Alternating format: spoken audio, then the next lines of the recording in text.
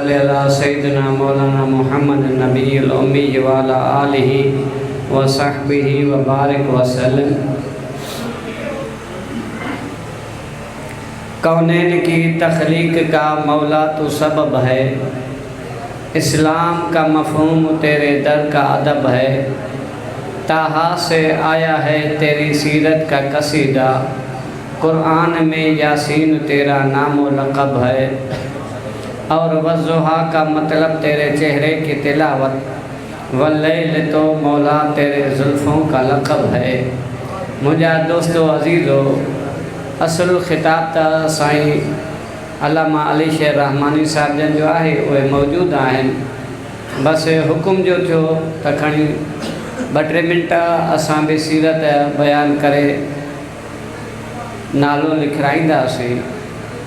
आयत पढ़िया वरफ़ाना लका ज़िक्रक, प्यारा पैगंबर असां तुंहिंजे ज़िक्र खे बुलंद करे छॾियो आहे, असां तुंहिंजे ज़िक्र खे बुलंद कयो आहे। जेकॾहिं असां क़ुरान और हदीस खे ॾिसूं था ऐं पाक पैगंबर अलैहिस्सलातु वस्सलाम जे ज़िक्र केतिरो आहे त उन मां नतीजो इहो थो मिले त पैगंबर अलैहिस्सलातु वस्सलाम जन दुनिया में अञा कोन आया हुआ त बि पैगंबर जो ज़िक्र तज़किरो हुयो।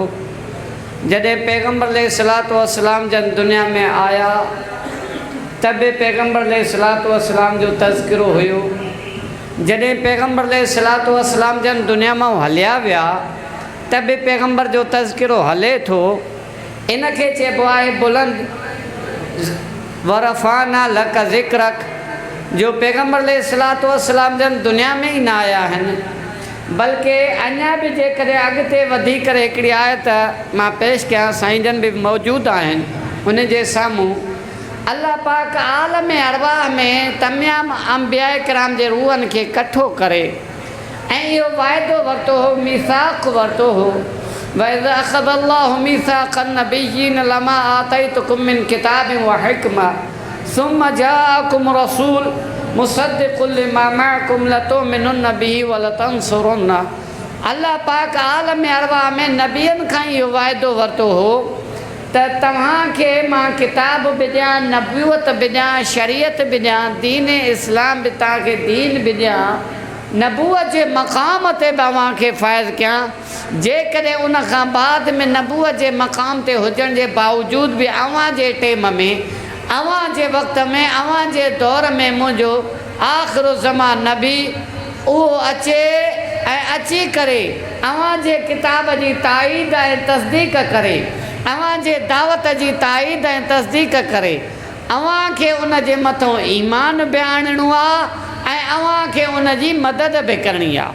ॿ ॻाल्हियूं, लतुमिनुन्न बि, हिकु त तव्हां उन जे मथां ईमान बि आणींदव ऐं ॿियो त तव्हां उन जी मदद बि कंदव।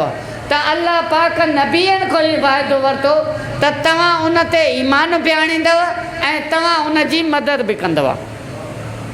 याने त हुज़ूर अकरम सल्लल्लाहु अलैहि वसल्लम उहा शख़्सियत आहे जंहिंजे मथां ईमान आणणु न सिर्फ़ु आम इंसानियत जे मथां लाज़िम, बल्कि जेके ख़ासि इंसान अंबिया किराम हुया, ख़ासि जेके अल्लाह जा मुक़र्रब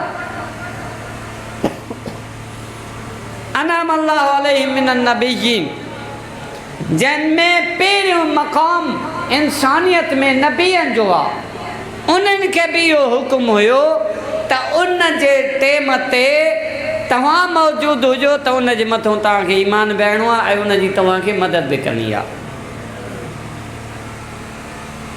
जॾहिं पाक पैगंबर सल्लल्लाहु अलैहि वसल्लम जन ऐलान नबूवत कयो, वही आई त उन दावत ऐं वहीअ जी ॻाल्हि पहिरियों हज़रत ख़दीजा रज़ी अल्लाह ताला अन्हा सां गॾिजी वञी वर्क़ा बिन नौफ़िल खे ॿुधायूं। उन ॿुधी त उन बि इहो ई चयो त जेको तव्हां हवालु ॾिनो आहे इहो नबूअत जो हवालु आहे।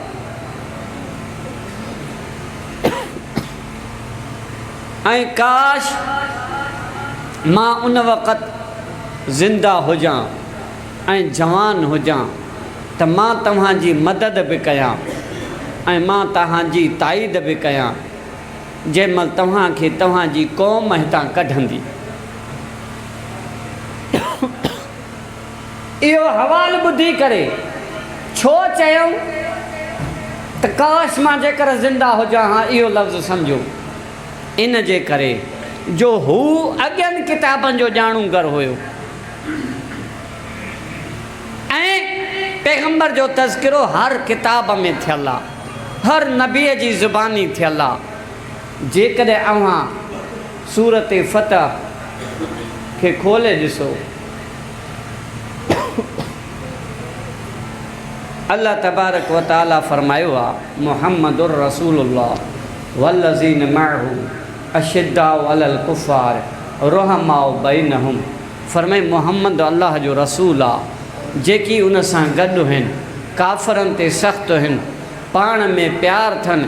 ईअं ई सहाबे किराम जी तारीफ़ अल्लाह कई आहे। तारीफ़ कंदे कंदे कंदे हिकिड़ो जुमिलो आहे क़ुरान मजीद में आयो आहे, उहो तव्हांखे ॿुधाए दुस। ईअं ई अल्लाह पाक तारीफ़ कंदे सहाबे किराम जी इन जमात जी त जेके पैगम्बर सां गॾु आहिनि, वल्लज़ीन मअहू जेकी हुन सां गॾु आहिनि, उन जी तारीफ़ कंदे अॻिते जुमिलो चयो अथई ज़ालिक मसलुम फित तौरात व मसलुम फिल इंजील। ज़ालिक साईं वेठो आहे, इस्म इशारो आहे।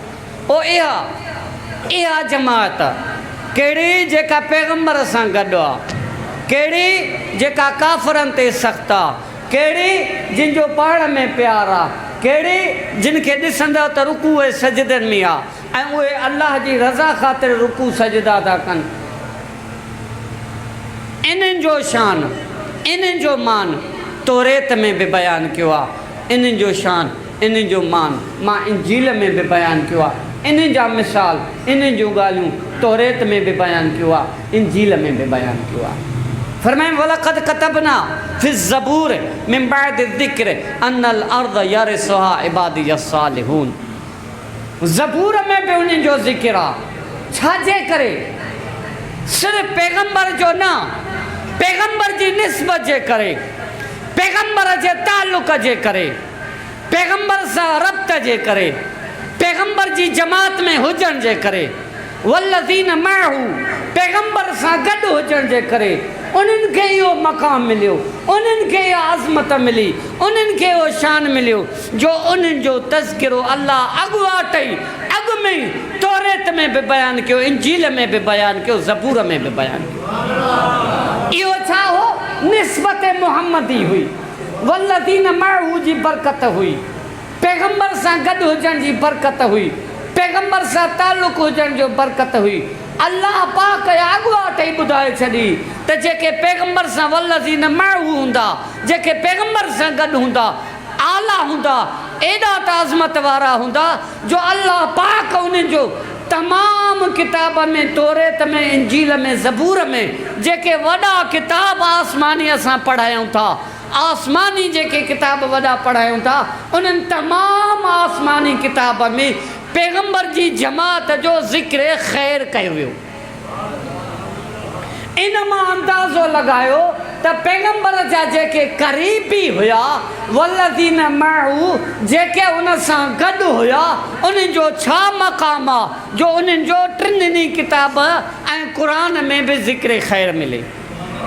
जंहिं जमात जो ज़िक्र ख़ैर तौरेत में मिले, जंहिं जमात जो ज़िक्र ख़ैर इंजील में मिले, जंहिं जमात जो ज़िक्र ख़ैर ज़बूर में मिले, जंहिं जमात जो ज़िक्र ख़ैर क़ुरान मजीद में मिले, जंहिं जमात जो ज़िक्र ख़ैर पैगम्बर जी फरमानी में मिले, पैगम्बर जी ज़ुबानी मिले, पैगम्बर जी हदीस में मिले, पैगम्बर जी मजलिस में मिले। मुंहिंजा दोस्तो अज़ीज़ो, उहा जमात वा जेका अल्लाह वटि मक़बूल आहे, एतिरी त मक़बूल आहे, एतिरी त अल्लाह वटि मक़बूल आहे जो अल्लाह पाक क़ुरान मजीद में चई छॾियो त हाणे हीअ मूं वटि जमात एतिरी त मक़बूल आहे, एतिरी त पसंदि आहे, एतिरी त प्यारी आहे मां अल्लाह खे पैगम्बर जी हीअ जमात तरबियत याफ़्ता सहाबा इकराम जो मां ऐलान थो करे छॾियां फ़इन आमनू बिमिस्लि मा आमनतुम बिही फ़क़द इह्तदौ।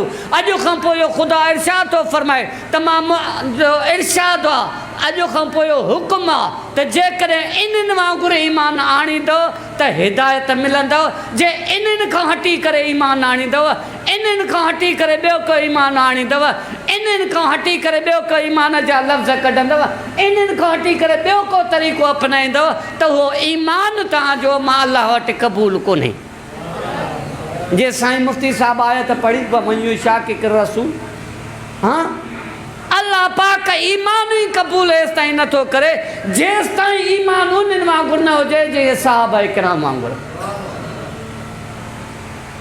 जे सहाबा वांगुरु ईमान न आहे क़ाबिले क़बूल न आहे, जे सिद्दीक़ वांगुरु ईमान न आहे क़ाबिले क़बूल न आहे, जनाबे फारूक आज़म वांगुरु ईमान न आहे क़ाबिले क़बूल न आहे। मुंहिंजा दोस्त ईमान में मयार अल्लाह पाक सहाबा इकराम खे बणाए ॾिनो ऐं इहो सहाबा इकराम एॾा वॾा अल्लाह वटि मक़बूल थी विया सिर्फ़ु इन जे करे जो उन्हनि जो ताल्लुक़ पैगम्बर सां हो। इन करे आख़िरी ॻाल्हि कंहिं शाइर चयो आहे कुरान को खोल कर देख ज़रा है फ़र्द इकराम सहाबा का, इस्लाम पे अपनी जाने दी ये इस्लाम था सहाबा का, कोताहे नज़र तनकीस न कर, कोताहे नज़र ही जुमला समझिजो, कोताहे नज़र तनकीस न कर, तू देख इमाम सहाबा का, सहाबा जो इमाम मोहम्मद रसूलुल्लाह है, तू देख इमाम सहाबा का। तू इन जमात ते तनकीद करण खां अॻु में ॾिस ऐं सोच त ही बीठा कंहिंजे कढ आहिनि। अल्लाह पाक अवां असांखे सम्झण जी तौफ़ीक़ अता फ़रमाए। असुल असांजा साईं वॾा आयल आहिनि उन्हनि जो ई बयानु थींदो। भाऊ हिदायतुल्लाह साहिब जन खे गुज़ारिश आहे त अची करे अवां जे साम्हूं नातिया कलाम पेश कनि।